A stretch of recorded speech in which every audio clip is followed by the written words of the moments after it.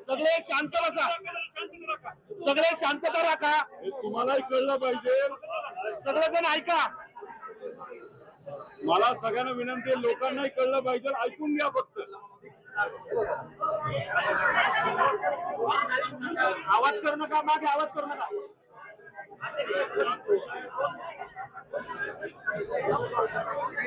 2 दिवसापूर्वी DGCA यांच्याकडनं एक report आलेला आपण सगळ्यांनी बघितला. हा रिपोर्ट आहे 24 फेब्रुवारीचा. तो रिपोर्ट आल्यानंतर कालच्या दिवशी मी व माझ्या बरोबर काही आमदार, सर्व पक्षीय आमदार, त्याच्याबरोबर काही पदाधिकारी आणि काही सामान्य लोक मिळून मुंबईमध्ये असलेल्या मंत्रालयाच्या जवळ जे तिथं पोलीस स्टेशन आहे, त्याला मरीन ड्राईव्ह पोलीस स्टेशन म्हणतात, तिथं आम्ही गेलो आणि काय इच्छा व्यक्त केली तर अजित दादांचा जो घात नाही तर अपघात झालाय 28 जानेवारीला, त्याच्याबद्दल हे DGCA जो 24 तारखेला रिपोर्ट दिलेला आहे त्याच्यामध्ये VSR कंपनीकडनं काही नेग्लिजन्स झालेला आहे आणि त्याच्यामुळे हा अपघात झालाय असं कुठेतरी सिद्ध होतं. त्यामुळे याच्या बेसिसवर FIR व्हावा यासाठी आम्ही काल मुंबईला गेलो होतो. आता याच्यामध्ये काही लोकांनी शंका व्यक्त केलेल्या आहे. याच्यामध्ये शंका काय आहे तर मी मुंबईला FIR करू शकतो का? मुंबईला FIR 100% हा BNSS जो 2023 ला कायदा आलाय, झिरो FIR कॉन्सेप्ट, म्हणजे कुठेही तुम्ही FIR करू शकता आणि तो FIR आपल्याला ट्रान्सफर करता येतो. त्यामुळे मुंबईमध्ये करण्याचं कारण एवढंच की इथं जर आपण FIR केला असता, जो आज दुर्दैवाने इथं आपल्याला यावं लागतं आणि करावं लागतं, इथं गर्दी खूप मोठ्या प्रमाणात होईल, म्हणून आम्ही इथं न येता मुंबईत हा FIR करता येतोय का याचा प्रयत्न तिथं केला. त्यामुळे मुंबईत FIR होऊ शकला असता, पण तो त्यांनी तिथं स्वीकारला नाही. त्याच्याच बरोबर FIR करण्याचा आपल्याला अधिकार आहे का तर अंडर सेक्शन 173(1) याच्या अंतर्गत या देशातल्या कुठल्याही नागरिकाला FIR करण्याचा अधिकार 100% आहे. आणि याच्यात हा अधिकार कसा दिला गेला तर एक सुप्रीम कोर्टमध्ये याचिका होती, त्या याचिकेचा निकाल देत असताना सुप्रीम कोर्टाने निर्णय दिलेला आहे, ललिता कुमारी versus government of Uttar Pradesh, FIR करण्याचा अधिकार हा सगळ्यांचा आहे. तुमच्यातल्या पण कुठल्याही व्यक्तीला, बारामतीच्या असू नये तर महाराष्ट्राच्या कानाकोपऱ्यातून इथं लोक आली, त्यांनी जर ठरवलं असतं FIR दादांच्या केसच्या बाबतीत व्हावा, तो 100% तो करायला पाहिजे आणि तो त्यांनी स्वीकारला पाहिजे पोलीस प्रशासनाने. असा अधिकार हा आपल्या सगळ्यांना आहे. बर 24-25 तारखेपर्यंत आपण का थांबलो? याच्या आधी 28 तारखेला ही घटना घडली, 30-31 तारखेला सुद्धा आपण FIR करू शकलो असतो, पण आपण थांबलो. तुम्ही थांबलात, आम्ही थांबलो, सगळे थांबले. नाही, खोलात जाऊ द्या, काय होतं हे आम्हाला समजू द्या. आणि मग जेव्हा 24 तारखेला या DGCA सांगितलं की आम्ही 24 फेब्रुवारीला DGCA म्हणजे परवा सांगितलं की VSR कंपनीकडनं काही गोष्टी या नॉन कम्प्लायन्सेस झालेले आहेत. विमान चालवत असताना नॉन कम्प्लायन्स हा कुठलाही त्या ठिकाणी स्वीकारला गेला नाही पाहिजे, म्हणजे VSR हे जबाबदार आहे. दादा ज्या विमानाने गेलेले ते होतं लेअर जेट 45 XR. हे विमान या VSR कंपनीकडे, अशा प्रकारचे किती विमान आहेत? 7 विमानं होती. त्यात एकातून दादा प्रवास करत होते, त्याची दुर्घटना त्या ठिकाणी झाली. 2023 ला दुसरं विमान जे मुंबईमध्ये तिथं दुर्घटनाग्रस्त झालं, राहिले किती 5. आणि या 24 तारखेच्या आदेशाप्रमाणे डीजीसीआयच्या 5च्या 5 राहिलेले विमान हे ग्राउंड करण्यात आले. म्हणजे तुम्ही उडू शकत नाही असं सांगितलं. म्हणजे कुठेतरी नॉन कंप्लायन्स होता हे डीजीसीने मान्य केलं. कुणी तो नॉन कंप्लायन्स केला? हा केला व्हीएसआर कंपनीने. आणि मग कुठलं विमान होतं? ते होतं लेअर जेट 45 XR.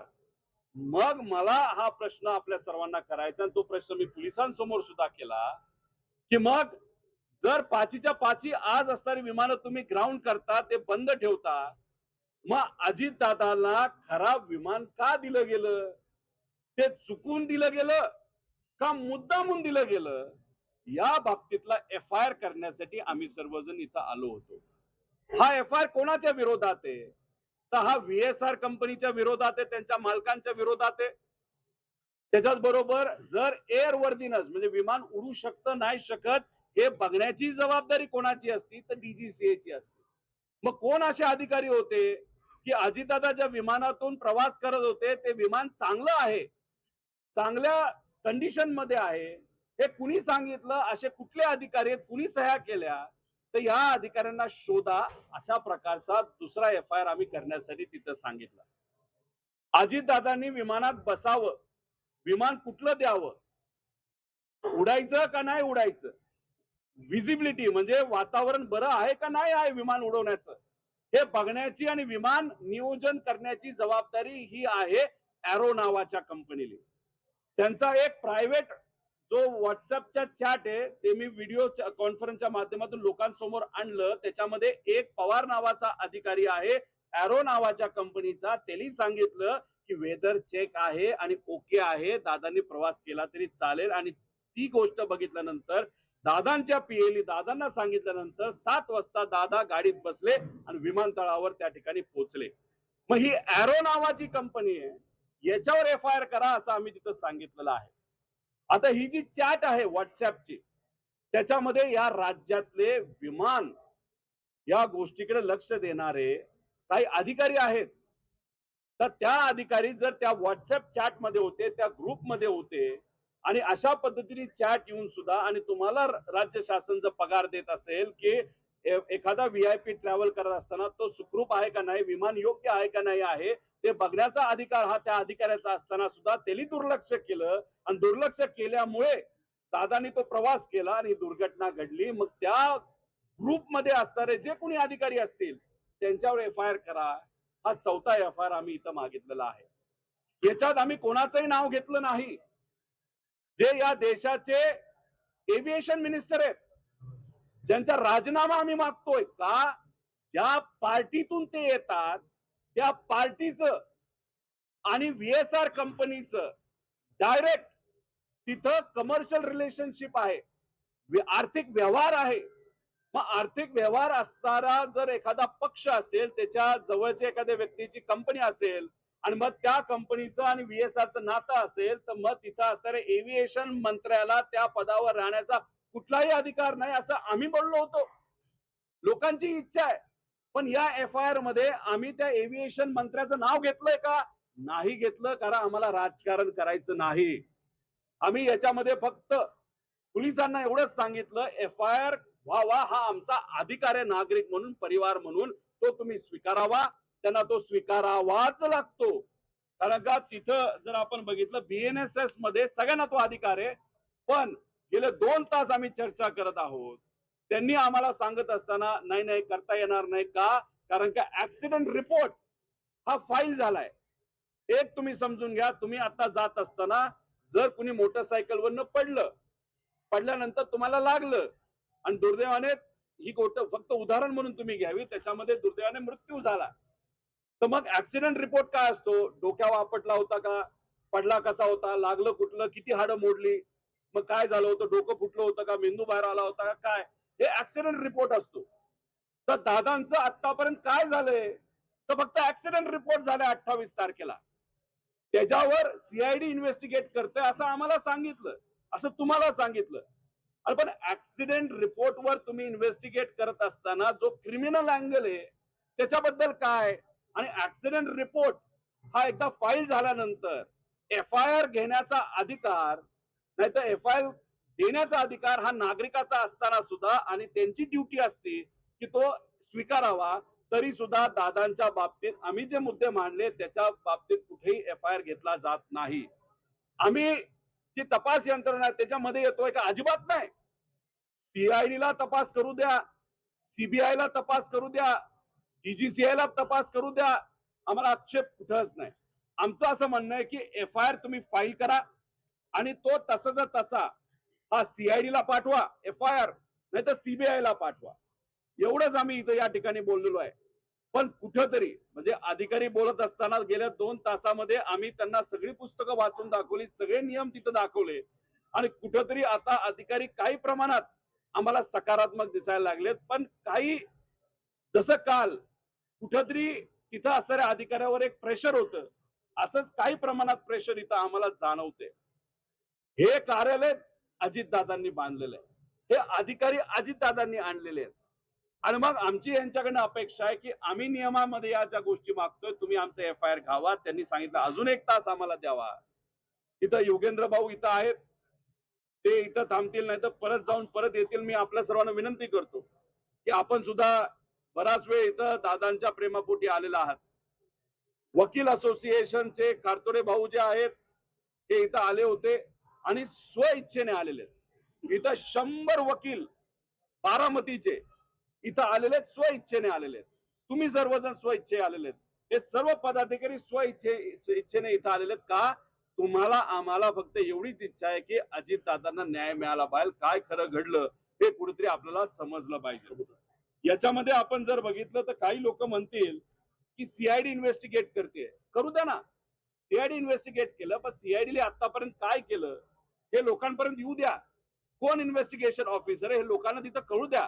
आम्ही प्रेशर आणतोय, मग तुम्ही कुठेतरी प्रेस कॉन्फरन्स घेणार, सांगणार हो CIDचा हा अधिकारी आहे, आतापर्यंत आम्ही हे केलं, पण आता 27 दिवसामध्ये का नाही झालं हे आम्हाला कुठेतरी सांगितलं पाहिजे. याच्यात पोलीस अधिकारी बोलत असताना त्यांनी सांगितलं की DGCI यांची एक AAIB नावाची बॉडी आहे, ते इन्व्हेस्टिगेट करतं. एक तुम्ही आपण सर्वांनी समजून घेतलं पाहिजे की AAIB जी बॉडी आहे ते क्रिमिनल अँगल बघत नाही, ते टेक्निकल अँगल बघतात आणि ते हे बघतात की उद्या जाऊन अजून दुसरा ऍक्सिडेंट होऊ नये याची दक्षता मात्र DGCA तिथं घेत असतं. आता DGCAचेच अधिकारी याच्यामध्ये आहेत असं आम्ही म्हणतो.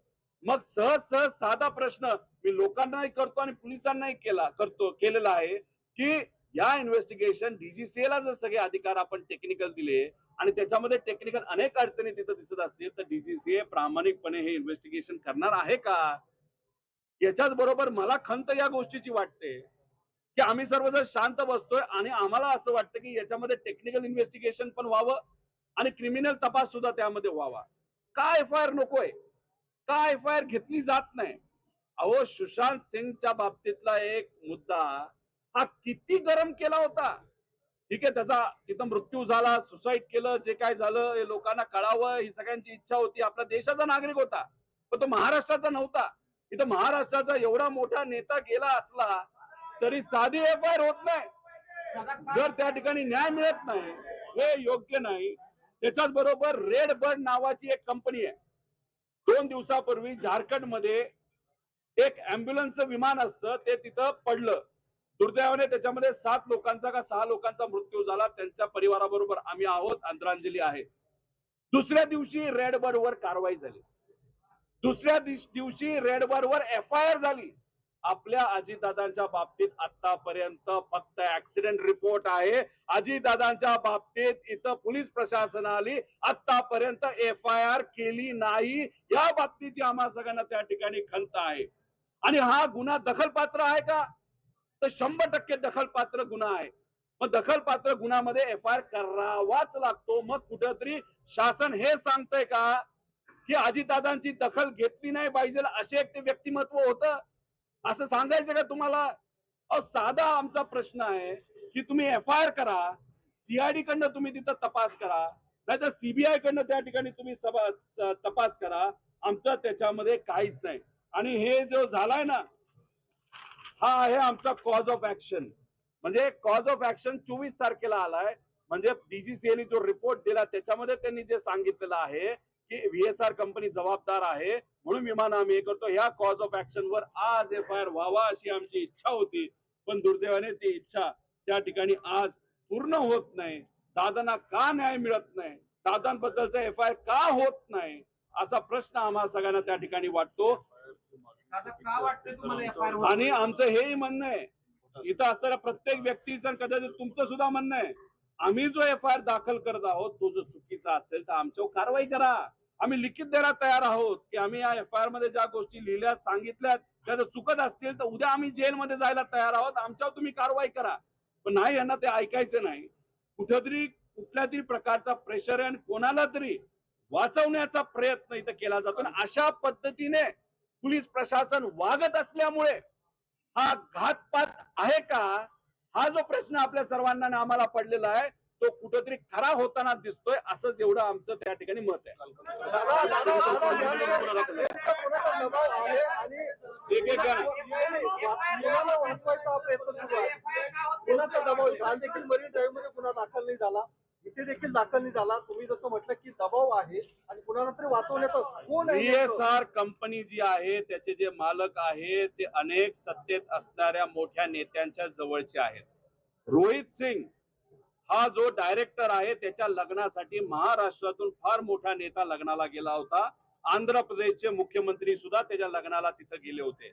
आंध्र प्रदेशच्या मुख्यमंत्र्यांची एक कुठली ती व्यक्तिगत फायनान्सची कंपनी NBFC, त्या कंपनीने VSR ला तिथं निधी दिला.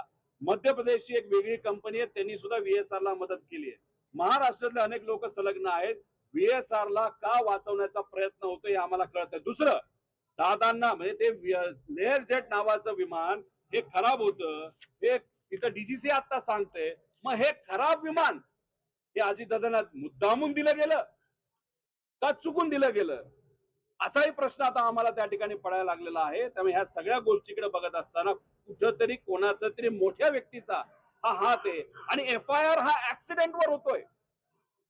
हा FIR ऍक्सिडेंट वर होतोय. आमचं मत आहे ऍक्सिडेंट वर करा, FIR नाही, इन्व्हेस्टिगेशन. FIR तर झालाच नाही, इन्व्हेस्टिगेशन ऍक्सिडेंट वर होतोय. आमचं मत आहे ऍक्सिडेंट वर पण करा आणि घातपातावर म्हणजे क्रिमिनल अँगल आहे का हे सुद्धा तिथं बघा. पण हे यांच्याकडनं पोलीस प्रशासनाकडनं मान्य केलं जात नाही म्हणून FIR होत नाही. म्हणजे कोणा कोणातरी मोठ्या व्यक्तीचा त्या मागे हात आहे असं आपल्याला म्हणावं लागेल. पुढची भूमिका काय असणार आहे? पुढची भूमिका काय असणार आहे? आज तुम्ही या ठिकाणी आला होता.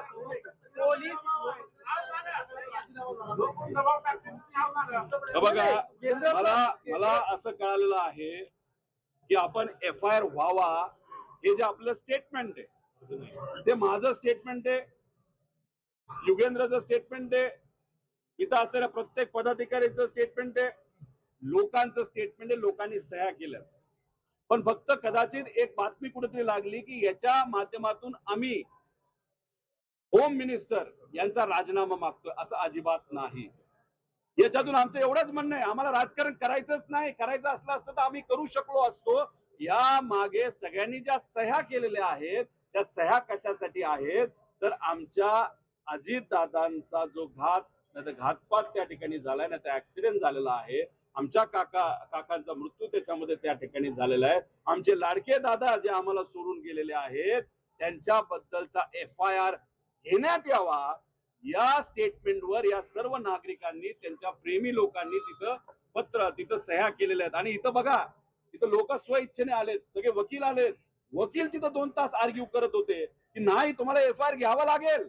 अहो, आम्ही 4 पुस्तकं तिथं वाचलीत आज 2 तासामध्ये, तरी सुद्धा पोलीस काय आमचं FIR घेत नाही. हा कुठेतरी दुर्दैवाने महाराष्ट्राच्या मोठ्या नेत्यावर, अजितदादांवर अन्याय त्या ठिकाणी आहे. जर दादा इतके अनेक मोठ्या लोकांचे मित्र होते तर मग त्या मित्रांनी याच्यात लक्ष घालून FIR करायला काय हरकत आहे? मग एवढ्या मोठ्या नेत्याचा FIR होत नसेल तर उद्या जर आम्हाला कोणाला काय झालं तर आमच्याबद्दल काय होणार? उद्या जाऊन जर सामान्य लोकांना काय झालं तर सामान्य लोकांचं काय होणार? अहो, काल एका पुण्यातल्या ठिकाणी एका गावामध्ये कबूतर चोरीला गेली. 160 उरळी कांचनला 160 कबूतर चोरीला गेले. त्याचा FIR झाला आणि दादांच्या बाबतीत FIR होऊ शकत नाही. अरे कसला न्याय? हा अधिकार आहे, सुप्रीम कोर्टाने दिलेला अधिकार आहे. हा आम्हाला तिथं BNSS ऍक्टली त्या ठिकाणी दिलेला अधिकार आहे. आणि मग हे होताना सुद्धा जर FIR होत नसेल तर याच्या मागे काळं बेरं नाही का असा प्रश्न आपला निर्माण होणार नाही का? मोठ्या व्यक्तीचा दबाव आहे असं म्हणतात. तो सरकारमधला आहे की सरकारमधलं बाहेर आहे? केंद्र सरकारमधला आहे की राज्य सरकारमधला? मी एवढंच म्हणेल कुणाचा तरी दबाव आहे, नाही तर पोलीस अक्षरशः डोळ्यामध्ये पाणी या पोलीस काही अधिकाऱ्यांचं तिथं आलं होतं जेव्हा अंत्यविधी झाला होता. आणि आता सुद्धा आम्ही जेव्हा त्यांना काही गोष्टी सांगत होतो त्याच्यामध्ये सुद्धा त्यांच्या चेहऱ्यावरनं आम्हाला जाणवत होतं की आम्ही जे बोलतो ते खरंय, पण तरी सुद्धा यांचा पेन FIR कडे त्या ठिकाणी वळत नाही. त्याचा अर्थ कोणतरी एक ताकदवान व्यक्ती त्यांच्यावर प्रेशर आणतंय. आता CID हे ऍक्सिडेंटवर तिथं त्यांचं इन्व्हेस्टिगेशन सुरू आहे आणि ऍक्सिडेंटचा जो दाखला आहे तो झाल्यानंतर सुद्धा FIR होऊ शकतो, पण केला जाऊ शकत नाही. कारण FIR मध्ये आम्ही म्हणतोय या लोकांवर लक्ष द्या, आणि हेच कदाचित सत्तेतल्या लोकांना, काही लोकांना हे नको असावं असं आपल्याला म्हणावं लागतं. आणि याच्या पुढे आम्ही काय करणार आहे? 1-1.5 तास युगेंद्र इथं असतील, नाही तर परत थोड्या वेळी येतील, कारण आम्हाला त्यांनी 1-1.5 तासाचा वेळ मागितला. खरं तर मुंबईमध्ये सुद्धा आम्हाला सांगितलं होतं 2 तास. मुंबईची घटना घडून 15 तास झाले तरी सुद्धा त्यांच्याकडनं आम्हाला अजून काही सांगितलं त्याला त्यांचा अभ्यास काही पूर्ण झालेला नाही. 1-1.5 तास हे थांबा असं म्हणतायत, ते थांबतील, आम्ही थांबू. पण आता पुढे CID काय करते हे जाणून घेण्यासाठी आज दुपारी 3 वाजता पुण्यामध्ये CIDचे जे हेड ऑफिस आहे तिथं जाऊन आम्ही दाद मागू की सहसा सामान्य लोकांना आणि कोणालाही CID कडे जाता येत नाही. पत्रकार परिषद घेते CID. ते योगायोग आहे. ती पत्रकार परिषद आम्ही सुद्धा ऐकतो, आम्हाला प्रश्न असतील आम्ही त्यांना प्रश्न विचारतो. आता आम्ही तिथं 3 वाजता 100% जाणार आणि काय त्यांचा तपास म्हणतोय हे जरासं आम्ही समजून घेतो. अपघाताच्या दिवशी दादा एक मिनिट दादा अपघाताच्या दिवशी ATC बारामतीतून ऑपरेट होत होतं. या बाबतीत अनऑफिशियली बोलणं झालेलं आहे, पण जी ऑफिशियल माहिती आणि तुमच्यासारख्या काय चांगल्या पत्रकारांनी सुद्धा या बाबतीत इन्व्हेस्टिगेशन केलेलं आहे. दादांच्या प्रेमापोटी ते इन्व्हेस्टिगेशन सुद्धा आम्हाला आलेलं आहे. 2 दिवसानंतर त्या बाबतीत म्हणजे ब्लॅक बॉक्स आणि इतर गोष्टींबद्दल आम्ही एक वेगळी प्रेस तिथे घेणार आहोत. त्या मुद्द्यात त्या विषयावर आम्ही त्या ठिकाणी सांगू. अपघाताच्या दिवशी ATC बारामतीतून ऑपरेट झालं होतं. रोहित पवार आणि ते पण खासगी कंपनी केलं. खासगी कंपनीने ATC ऑपरेट केलेलं होतं अपघाताच्या दिवशी. आणि मग ह्याची माहिती तुमच्यापर्यंत पोहोचली का? कारण ATCचा ग्रीन सिग्नल मिळाल्याशिवाय टेक ऑफ झालं नाही. याच्या आधी मुख्यमंत्री सुद्धा जे लँड झाले असतील बारामती एअरपोर्टवर, मोठे मोठे व्यावसायिक लँड झाले असतील, अजितदादा अनेक वेळा लँड झालेले आहेत, तेव्हा सुद्धा इथं बारामतीमध्ये असणारी ATC ही प्रायव्हेटच आहे. आता जेव्हा आपण टेक ऑफ करतो तेव्हा पुणे ATC सुद्धा बोलावं लागतं. ती लायसन्स्ड ATC आहे, ती एक गव्हर्नमेंटची ATC आहे. मग त्या ATC ह्यांना सांगितलं नव्हतं का रे उडू नकोस, विजिबिलिटी 3000च आहे. मग पुणे ATC मध्ये कोण असं होतं का त्यांनी नाही सांगितलं का? VSR कंपनीच्या पायलटली का नाही विचारलं? असे अनेक प्रश्न आहेत.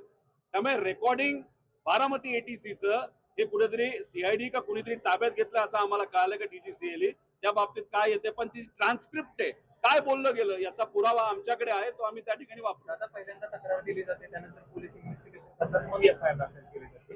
अशा पद्धतीचा प्रोसेस आहे. मात्र दुसरीकडे असं सातत्यानं सांगितलं जातं की तपास योग्य पद्धतीने चालू आहे. मात्र रोहित पवार जे आहेत ते स्टंटबाजी करतायत आणि मिसगाईड केलं जाते असा आरोप भाजपकडून करत आहे.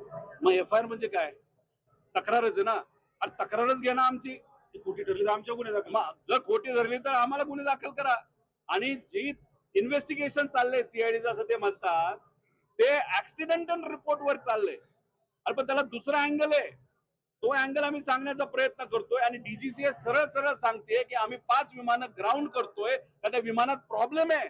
अरे पण प्रॉब्लेमॅटिक विमान अजितदादांना का दिलं हा आमचा प्रश्न आहे, आणि म्हणून आम्ही म्हणतोय FIR करा. पण या बाबतीत कुणी टेक्निकल बोलत नाही.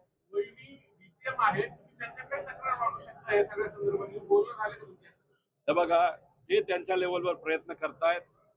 मला अजूनपर्यंत कुणीही, मी माझ्या वतीने देशाचे होम मिनिस्टरला कागद दिलेत, प्रधानमंत्री साहेबांच्या कार्यालयामध्ये आम्ही कागद दिलेत, जे एव्हिएशन मंत्रालय त्यांना दिले आहेत, DGCA ला दिलेलं आहे, आणि सोशल मीडियाच्या माध्यमातून आम्ही CMO ला पण दिलेत. CMO जेव्हा वेळ देतील ती उद्या देतात असं आम्हाला कळतं, तेव्हा त्यांना सुद्धा कागद. आता हे आम्ही स्व इच्छेने त्या ठिकाणी दिलेला आहे, याबद्दलची चर्चा सुद्धा तिथं झालेली आहे. आता याच्या पुढं माझं एकही मत आहे, आणि तुम्ही रेकॉर्ड करा, याच्या पुढचा लढा हा लोक लढतील, सगळे लढतील. जर त्यांच्या पक्षातून, त्यांच्या परिवारातून जर मला कोणी आलं आणि म्हणलं की जे जे आहे ते आम्हाला दे, आम्ही लढायला तयार आहे. मी सगळे कागद त्यांना द्यायला तयार आहे. त्यांनी लढावं, पण लढलं पाहिजे एवढंच आमचं मत आहे. आणि दादांना न्याय मिळाला पाहिजे, त्यासाठी जो जो कोणी भूमिका घेतोय, अमोल मिटकरी त्यांच्या बाजूनी भूमिका घेत आहेत. त्यानंतर तिथं काल एक नायकवडे नावाचे आले होते, ते भूमिका घेत आहेत. डोंबरेताई तिथं भूमिका घेत आहेत. बाबा पाटील तिथं भूमिका घेत आहेत. बाकी इतरही भूमिका घेतात. तिथं जयली सुद्धा सोशल मीडियाच्या माध्यमातून तिथं व्यक्त झालाय की ब्लॅक बॉक्सच्या बाबतीत काहीतरी आम्हाला शंका वाटते, आणि त्याच्याच बरोबर जे विमान आहे व्हीएसआर चालवणारी कंपनी, त्याच्यावर आम्हाला शंका आहे, व्हीएसआर कंपनी बंद झाली पाहिजे, असं जय सुद्धा त्या ठिकाणी बोललाय आमचं प्रेझेंटेशन झाल्यानंतर. त्यामुळे ज्याला कोणाला पुढे घेऊन, आणि काकींनी सीबीआय एन्क्वायरी मागितलेली आहे. त्यामुळे आपापल्या लेवलला लढलं पाहिजे, पण न्याय मिळाला पाहिजे एवढी आमची ज्या भूमिका. पद्धतीनं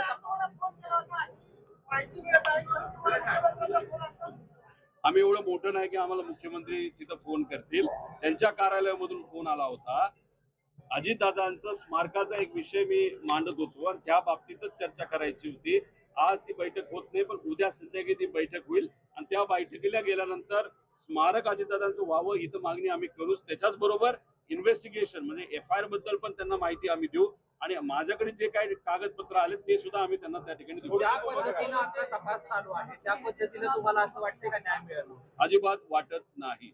एक तर सीआयडीने काय केलंय हे कोणालाच माहित नाही. आपण तिथं प्रेशर वाढवलं, तुमच्यासारख्या चांगल्या मीडियाने तो मुद्दा नेला.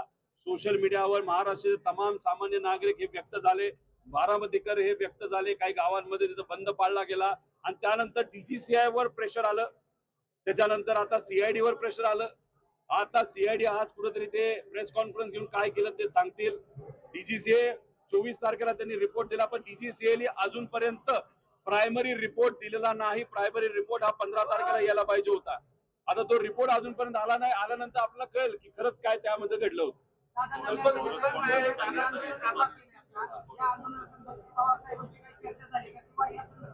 आंदोलन तुम्ही जे दादांच्या न्यायिक हातासाठी भरलेले या संदर्भात पवार साहेबांची काही चर्चा झाली का? आणि पवार साहेबांनी किंवा सुप्रियातांनी या आंदोलनाला काही परवानगी दिली का? या आंदोलन एक तर तुम्ही समजून घ्या, हे आंदोलन रोहित पवारचं नाहीच आहे, आणि हे आंदोलन पण नाहीये. आम्ही न्याय मागण्यासाठी प्रयत्न करत आहोत.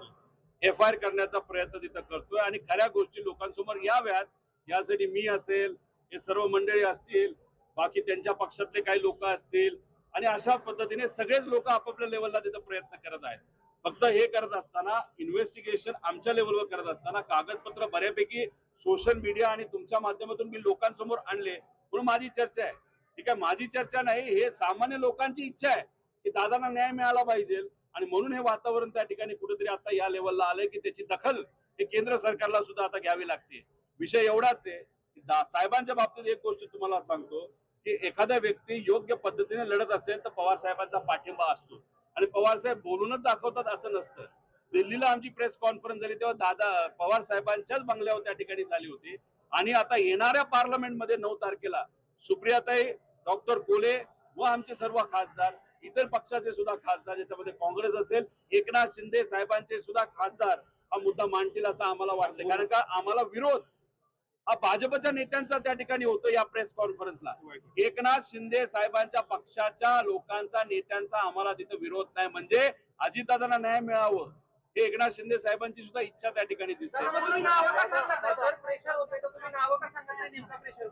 नाही, आता एफआयआरच्या बाबतीत ते काय करतात ते आपण सर्वजण बघू. जर याच्यातून कुठंच काही जात नाही, आम्हाला फक्त इच्छा एवढी आहे, राजकारण आलं नाही म्हणून आम्ही कोणाचं नाव घेत नाही. जर वेळ आली, नाही मिळतच नाही दादांना, मग नंतर आम्ही नाव घ्यायला सुरुवात करू. दादा तुम्ही आज या ठिकाणी आला, तुमच्यासोबत नरेंद्र पवार हे तुमच्या कुटुंबाचे आहे. दादांच्या कुटुंबाचे सदस्य का नाही तुमच्यासोबत असले? ते त्यांच्या लेवलवर लढतायत ना. जयली तिथं इच्छा व्यक्त केली, आम्ही त्यांच्या कुटुंबातला आहोत, आम्ही पण त्यांच्या जवळ होते. त्यानंतर सुनित्रा काकींनी सीबीआय कडे एन्क्वायरी देण्यात यावी असंही तिथं पत्र दिलेलं आहे. पण हे सगळं होत असताना ज्या त्रुटी आहेत, जसं एफआयआर होणं महत्वाचं आहे, एन्क्वायरी मध्ये बऱ्याच काही गोष्टी आम्हाला जाणवत आहे. डीजीसीए कडनं सुद्धा काही लोकांना वाचवलं जाते. हे जेव्हा आम्हाला कळालं, आम्ही आता प्रेस कॉन्फरन्सच्या माध्यमातून फक्त लोकांची जी इच्छा आहे की आम्हाला कळलं पाहिजे हे आम्ही त्या ठिकाणी दाखवत आहोत. शिवसेनेची लोक त्याच्यामध्ये नाही आहेत, राष्ट्रवादीचे आहेत का त्याच्यामध्ये? तुम्ही असं म्हणालात की शिवसेनेची लोक विरोध करत नाही, त्याच्यामध्ये राष्ट्रवादीची लोक आहेत का? येणाऱ्या पार्लमेंट एक तर त्यांच्याकडे एकच खासदार आहे, ते आहेत सुनील तटकरे. त्यानंतर प्रफुल्ल पटेल आहेत. प्रफुल्ल पटेल अतिशय अनुभवी व्यक्तिमत्व आहे. कशामध्ये? एव्हिएशन मध्ये. आम्ही ज्या पद्धतीने इथं लढतोय, डॉक्युमेंट आणतोय, त्यांचे जुने कॉन्टॅक्ट आहेत. त्यांनी आम्हाला जर मदत केली असती तर आम्हाला आवडलं असतं. 4-5 कागद आम्हाला दिली असती, नाही लढा तुम्ही चांगलं करते, पण त्यांच्याकडनं अजूनपर्यंत झालं नाही. उद्या कदाचित होईल. विषय तो नाही. विषय त्यांच्याकडे एकच खासदार आहे, ते मुद्दे मांडतील नाही मांडतील हा वेगळा विषय. आमच्याकडे 8 खासदार आहेत. आम्ही आमच्या लेवलला मांडू, काँग्रेस मांडेल, त्यानंतर एकनाथ शिंदे साहेबांचे पक्ष मांडेल, उद्धव ठाकरे साहेबांचा पक्ष त्या ठिकाणी मांडेल, तृणमूल काँग्रेस त्याचा मांडेल, इतरही राज्यातले जे इतर नेते जसं आप पार्टी सुद्धा उद्या जाऊन हा मुद्दा त्या ठिकाणी मांडणार आहे. त्यामुळे पार्लमेंटमध्ये बरेच लोक मुद्दे घेतील आणि त्याच्यात एव्हिएशन मंत्री आहेत ते त्या पदावर राहिलेच नाही पाहिजे, कारण त्यांच्या पार्टीच्या प्रमुखाचं आणि VSRचं आर्थिक संबंध आहेत हे सिद्ध झालेलं आहे. त्यामुळे त्यांचा राजीनामा सुद्धा मागितलं जाईल असं आम्हाला वाटतं. थोडक्यात राष्ट्रवादीचा पाठिंबा रोहित पवारांना संपूर्ण पक्षाचा नाही असं त्यातून सिद्ध होतं. कशातून? राजकीय नाही. रोहित पवार गौण आहे. रोहित पवार कोण आहे? रोहित पवार कार्यकर्ता आहे, नातेवाईक आहे. रोहित पवारचं काही घेणं देणं नाही. रोहित पवार आणि रोहित पवाराबरोबर या राज्यातले 11 कोटी लोक फक्त एवढंच मागतायत, आम्हाला न्याय द्या अजितदादांना. इन्व्हेस्टिगेशन नीट झालं पाहिजे. टेक्निकल अँगल पण बघा आणि क्रिमिनल अँगल पण बघा. त्यामुळे रोहित पवार हे महत्वाचं नाही, तर आम्ही सर्व महत्वाचं नाही. काय महत्वाचं आहे? दादांना न्याय मिळाला पाहिजे. पण ज्या ज्या घटना घडत चालल्यात, आम्ही जे बोलत चाललोय, दुर्दैवाने त्या गोष्टी घडत चाललेल्या आहेत आणि त्याच्यावरूनच आम्हाला शंका वाढत चालली आहे की इन्व्हेस्टिगेशनवर कोणाचा तरी दबाव असल्यामुळे इन्व्हेस्टिगेशन योग्य दिशेने जात नाही. सीआयडी ऑफिसला तुम्ही कधी आत जाणार आहात का उद्या? आता 3 वाजता मी इथं असणारे जे सामान्य लोक आहेत, वकील आहेत, पदाधिकारी आहेत, महिला आहेत, युवा आहेत, विद्यार्थी आहेत, दादाप्रेमी आहेत, दादांचे निष्ठावंत कार्यकर्ते आहेत, पदाधिकारी, सगळे यांची इच्छा आहे की न्याय मिळाला पाहिजे. आता हा न्याय मिळण्यासाठी आम्ही लढत आहोत, लोक लढत आहेत. आता जसं आम्ही इथं आलो, यांनी अजून आमचा FIR स्वीकारला नाही. युगेंद्र इथं थांबतील, थोड्या वेळी येतील, ते परत त्यांना विनंती करतील. पोलिसांनी सांगितलं 1 तास थांबा. तोपर्यंत आम्ही 3 वाजता CID ऑफिसला जाणार आहोत. काय CID कार्यालय करते हे जरा आम्ही समजून घेणार आहोत. काय आतापर्यंत केलं हे आम्हाला समजून घ्यायचं आहे आणि मग ते काय बोलतात हे आम्ही समजून घेऊन मग उद्या लागलं तर होम मिनिस्टर साहेबांना आम्ही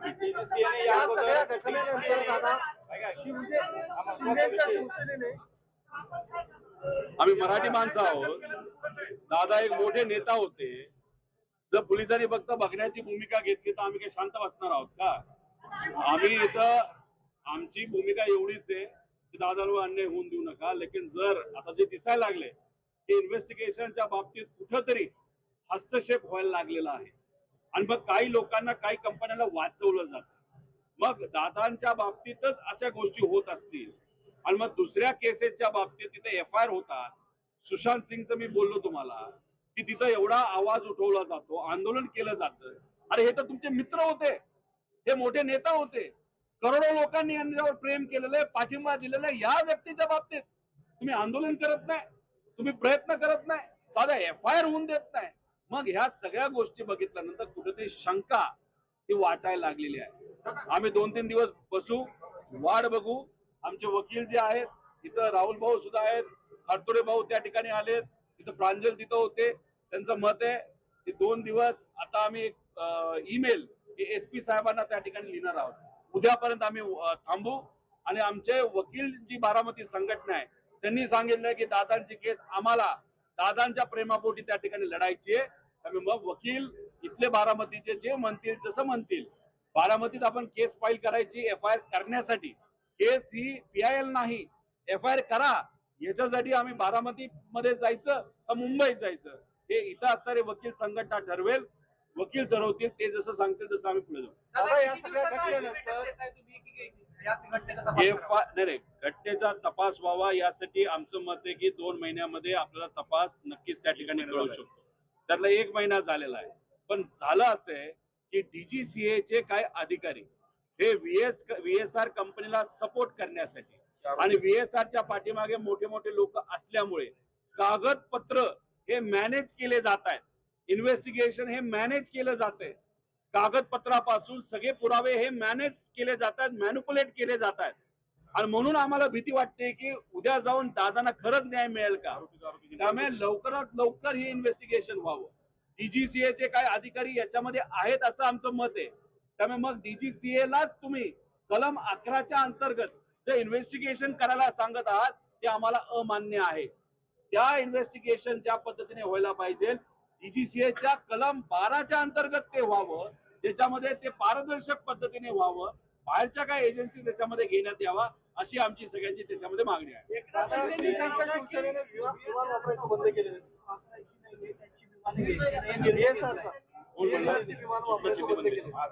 एकनाथ शिंदे साहेबांनी जर ही भूमिका घेतली असेल त्यांचं मनापासून मी स्वागत करतो. म्हणून गेल्या काही दिवसांमध्ये आपण जर बघितलं असेल एकनाथ शिंदे साहेबांचे अनेक मंत्री आणि अनेक नेते हे इन्व्हेस्टिगेशन चांगलं पारदर्शक पद्धतीने झालं पाहिजे असं म्हणतात. क्रिमिनल अँगल आहे का बघितलं पाहिजे, टेक्निकल अँगल आहे का बघितलं पाहिजे. आणि ही जी मागणी आमच्या सगळ्यांची होती की VSR हे बंद झालं पाहिजे, काही प्रमाणात एकनाथ शिंदे साहेबांनी सुद्धा तीच मागणी जर केली असेल खरंच हे मानलं पाहिजे. कारण आज राजकारण नाही करायचं, त्या सत्तेत आहेत, आम्ही विरोधात आहेत म्हणून आम्ही म्हणत नाही की एकनाथ शिंदे साहेबांची आम्हाला मदत नकोय. आम्हाला देवेंद्र फडणवीस साहेबांची सुद्धा मदत पाहिजे. आम्ही तिथं प्रधानमंत्री साहेबांची मदत मागितली आहे, आम्ही तिथं अमित शहा साहेबांची मदत मागितलेली आहे. आम्ही हा राजकीय मुद्दा नाही, आम्ही राजकारण इथं करत नाही हेच तर आम्ही सिद्ध करतोय. पण हे बोलत असताना मुद्दे मांडत असताना आम्हाला विरोध हा फक्त भाजपचेच काही नेते करतात, त्यांचे ट्रोलर तिथं करतात आणि मग त्याच्यावरनं कुठेतरी लोकांची भूमिका व्हायला लागली आहे. मग भाजपच असं म्हणतंय का की दादांची ही जी काय इन्व्हेस्टिगेशन आहे, FIR आहे त्या झाल्या नाही पाहिजे, मग ह्याला भाजपच याच्या पाठीमागे का असा प्रश्न साहजिकच निर्माण त्या ठिकाणी DGCA होतो. ने या अगोदर या ठिकाणी एक FIR केला होता. विमान अपघात झाल्यानंतर DGCA ने केला होता. तो FIR बारामती याच तालुका पोलीस स्टेशनने रद्द केला होता. जर पोलिसांना या विमान अपघातातलं काही कळत नाही तर त्यांनी तो DGCAचा FIR कसं काय रद्द केला. जर त्यांनी FIR केला असेल, नंतर रद्द झाला असेल तर ते फारच चुकीचं आहे. पण आम्हाला जे कळलं आहे अजित दादांच्या या केसच्या बाबतीत एक सुद्धा FIR आतापर्यंत झालेला नाही. मुंबईमध्ये कबुतराचा विषय तुम्ही सर्वांनी ऐकला असेल, त्यात कबूतर वाचवण्यासाठी FIR झाला. काल कबूतर चोरीला गेली म्हणून FIR झाला. त्याच्याबरोबर सुशांत सिंगच्या बाबतीत सगळी प्रशासकीय यंत्रणा ही त्या सुशांत सिंगला न्याय देण्यासाठी मागे लागली होती. ठीक आहे, सुशांत सिंगचं काय झालं कसं झालं हे बघत राहतील, पण अजितदादांचं काय झालं हे बघण्याची भूमिका जर सत्तेतल्या काही लोकांची नसेल तर मग आश्चर्याची गोष्ट आहे. अरे साधा FIR करून देताय तुम्ही, आणि FIR मध्ये आम्ही कोणाचं नाव नाही घेतलं, FIR आम्ही दिलेत तुम्हाला पत्रकारांना, तुम्ही वाचा, आम्हाला त्याच्यात राजकारण करायचं नाही. या सगळ्या जर प्रकार आपण बघितलं तर या सगळ्या प्रकरणानंतर जनतेचा रोष जो आहे तो समोर येतोय. हे शांत करण्याचा प्रयत्न जो आहे तो कसा केला जाईल उत्तर मिळाले नाही तर किंवा महाराष्ट्रात उद्रेकाचा होऊ शकतो, काय भूमिका असणार आहे किंवा कसं शांत करणार. नाही, आम्ही एवढीच भूमिका घेणार आहोत. बारामतीकरांना सुद्धा आम्ही विनंती केली होती की खूप मोठ्या संख्येने कृपा करून तुम्ही येऊ नका, इथं तुम्ही शांततेत राहावा. सरकारी ज्या काही वास्तू असतात त्याची सुरक्षितता ही आपली जबाबदार असते. त्यामुळे शांततेत जे जे काय आपल्याला करता येईल ते तुम्ही करू शकता. दादा शिस्तप्रिय होते. तालुक्यात विविध तालुक्यामध्ये अजितदादांच्या प्रेमी लोकांनी जर तिथे FIR करण्याचा प्रयत्न केला आहोत, त्यांची इच्छा आहे. कारण की इथं आम्ही काय कुठं कोणाचं प्रतिनिधित्व करत नाही. मी त्यांचा एक पुतण्या म्हणून, युगेंद्र त्यांचा एक पुतण्या म्हणून, इथं असणारे लोक त्यांचे दादा प्रेमी म्हणून, या राज्याचा नागरिक म्हणून आमची इच्छा आहे दादांना न्याय मिळाला पाहिजे. या भूमिकेतून आम्ही आहोत. त्यामुळे महाराष्ट्रामध्ये तिथं असणारे जे सामान्य नागरिक आहेत, दादा प्रेमी आहेत, ते काय भूमिका घेतात याच्यावर माझा तरी कंट्रोल नाही. त्यांनी त्यांच्या लेवलवर भूमिका घ्यावी, पण भूमिका घेताना शांततेत घ्यावी. जन आक्रोश जर असेल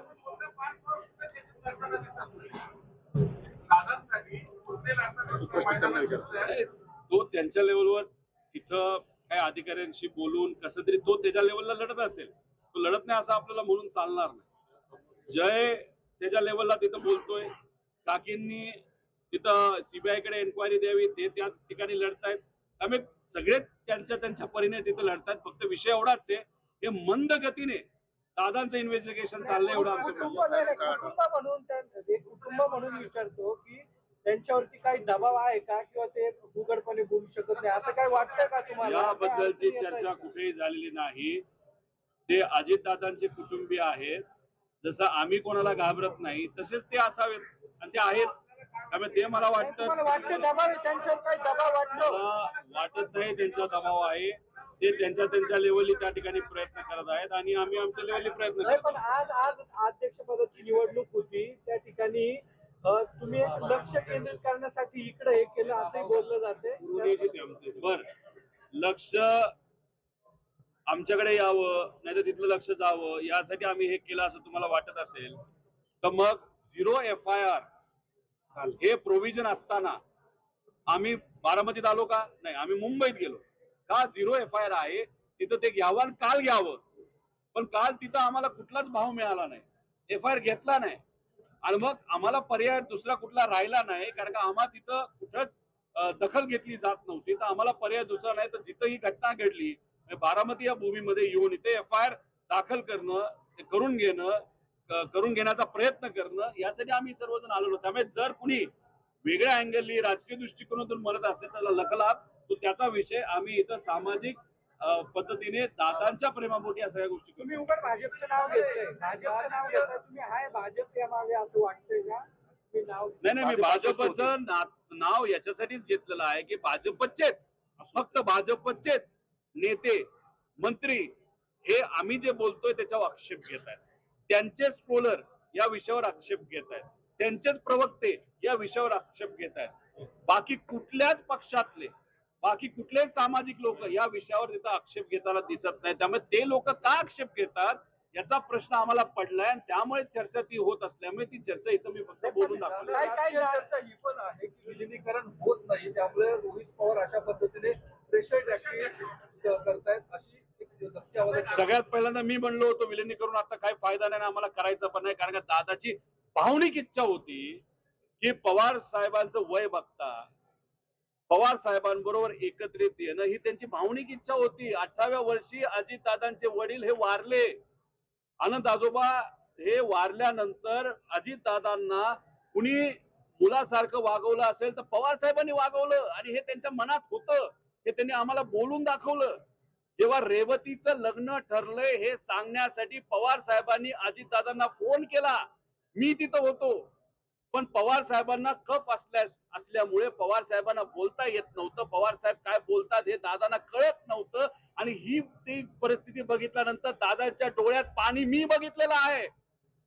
मग ही भावनिक भूमिका दादांची असताना याच्यामध्ये आम्ही राजकारण का करू? अरे नको आम्हाला हे विलिनीकरण, पण अजितदादा न्याय तर द्या, त्याच्यासाठी FIR तर करा. साधी FIR होत नसेल तर अजितदादा न्याय कसा मिळणार असं आमचं मत आणि लोकांचं मत आहे. नाही, अनेक बारामतीकरांचं असं म्हणणं आहे की दादांनी एवढे आमदार केले, खासदार केले, रोहित पवार आणि मिटकरी सोडले तर एकही आमदार यावरती बोलायला तयार नाही, आवाज उठवायला तयार नाही. वाटतं तुम्हाला ही सगळी शोकांतिका आहे? बघा, अजितदादांच्या विरोधात या बारामती मतदारसंघातून कोण उभं होतं? युगेंद्र इथं आहे. मला पहिलं जिल्हा परिषदेचं तिकीट दादांनी दिलं, मला आमदारकीचं तिकीट दादांनी दिलं आणि राजकारणात आम्ही दोघं येण्यापूर्वी लहानपणीपासून जन्मापासून आम्ही त्यांचे पुतणे, आम्हाला त्यांनी मांडीवर खेळवलंय हे आम्हाला माहित आहे. मग अशा परिस्थितीमध्ये आम्ही आमच्या लेवलवर त्या ठिकाणी बांधतोय. आता काल अमोल मिटकरींना संधी दादांनी दिली. नायकवडेंना भाषणातून शब्द दिला होता की तुला मी तिथं आमदार बनवतो. दादांनी करून दाखवलं, ते तिथं आले होते. आता बाकीचे काय येत नाहीत हे मी कसं सांगू शकणार? तो त्यांचा तिथं विषय आहे. नाही, पण शोकांतिका वाटते का तुम्हाला एक सगळी? त्यांनी पण यायला पाहिजे या तुमच्या लढ्यामध्ये. त्यांच्या मनामध्ये असेल पण त्यांना येता येत नसेल, का येता येत नाही मी नाही सांगू शकत.